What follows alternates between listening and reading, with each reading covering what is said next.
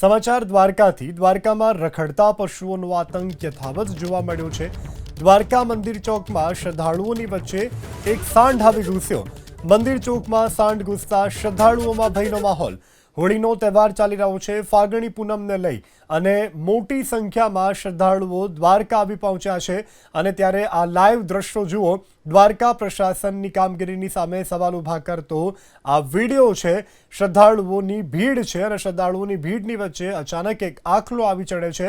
શ્રદ્ધાળુઓમાં પણ થોડીવાર માટે નાસભાગ મચી ગઈ હતી અને ગઈકાલે પણ દ્વારકામાં રખડતા ઢોરના કારણે એક યુવકે ગુમાવ્યો હતો જીવ। ત્યારે પાલિકા આ અંગે કોઈ કાર્યવાહી કરે તેવી લોકો માંગ કરી રહ્યા છે। હોળીનો તહેવાર ચાલી રહ્યો છે। ફાગણી પૂનમને લઈ અને મોટી સંખ્યામાં શ્રદ્ધાળુઓ દ્વારકા આવી પહોંચ્યા છે અને ત્યારે આ લાઈવ દ્રશ્યો જુઓ। દ્વારકા પ્રશાસનની કામગીરીની સામે સવાલ ઊભા કરતો આ વિડીયો છે।